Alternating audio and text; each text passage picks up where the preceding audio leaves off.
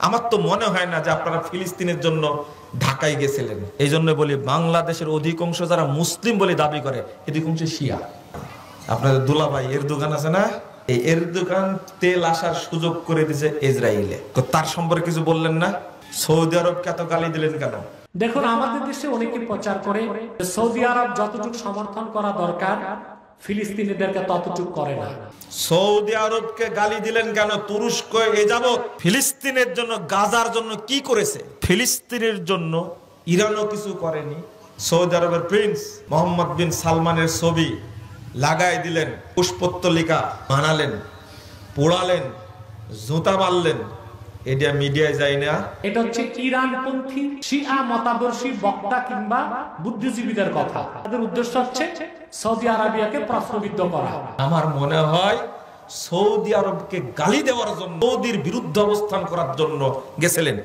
যারা সৌদি আরবকে গালি দেয় এরা শিয়া, আর ইরানের শিয়াদের মধ্যে কোনো পার্থক্য নেই। ফিলিস্তিনের জন্য তুমি কয় টাকা পাঠাইছো বাংলাদেশ থেকে? বাংলাদেশ থেকে তোমার বাপ কয় টাকা পাঠাইছে? মাস ফর গাজা অনুষ্ঠান করলেন ঢাকাতে সোহরাওয়ার্দী উদ্যানে, সেখানে গিয়ে সব দোষ চাপালেন সৌদি আরবের উপরে। আপনারা কি ফিলিস্তিনের পক্ষে গেছিলেন না সৌদি আরবকে গালি দিতে গেছিলেন? বুঝেননি কথা? কেন? ইসরায়েলে যত তেল আসে, তার 80% তেল আসে আজারবাইজান থেকে। তুরস্কের উপর দিয়ে লাইন করা আছে। আপনাদের জামা, আপনাদের দুলাভাই এরদোগান আছে না, এই এরদোগান তেল আসার সুযোগ করে দিয়েছে ইসরায়েলে। তার সম্পর্কে কিছু বললেন না? সৌদি আরবকে এত গালি দিলেন কেন? জবাব দেন। সৌদি আরবকে গালি দিলেন কেন? তুরস্ক এ যাবৎ ফিলিস্তিনের জন্য, গাজার জন্য কি করেছে? ইরান এ যাবৎ ফিলিস্তিনের জন্য, গাজার জন্য কি করেছে? চাপাবাজি ছাড়া কিছু করে না। চাপাবাজি কিছুই করে। ফিলিস্তিনের জন্য ইরানও কিছু করেনি, হুতিরাও কিছু করেনি, বাশারও কিছু করেনি, হিজবুল্লাহও কিছু করে। কি করেছে? একটা কাজ করেছে ওরা, এদেরকে উস্কা দিয়ে ফিলিস্তিনের প্রায় 60,000 মানুষকে হত্যা করেছে। আপনারা আমার এই কথা বুঝবেন, তবে আরো 10 বছর সময় লাগবে। কয় বছর? তালেবান কি করলো? কিছু না করতে পারো, ফিলিস্তিনে কিছু খাবার তো পাঠাতে পারতো, পাঠায়নি কেন? কি জন্য পাঠায়? এটাও জানেন না আপনারা, এটাও জানবেন না আপনারা, কোনোদিন জানবেন না। লা হাওলা ওয়ালা কুওয়াতা ইল্লা বিল্লাহ, আস্তাগফিরুল্লাহ।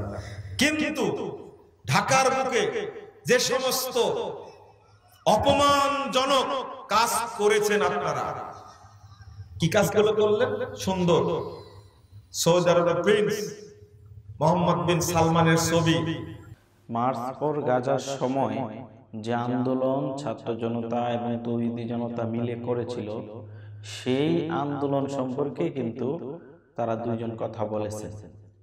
এবং কথা বলতে গিয়ে তারা সৌদির জন্য মায়া কান্না করেছেন, সৌদির বাদশার জন্য মায়া কান্না করেছেন। সৌদির বাদশাকে অপমান করা হয়েছে, সৌদির বাদশাকে বেইজ্জতি করা হয়েছে, এগুলা নিয়ে কথা বলেছেন।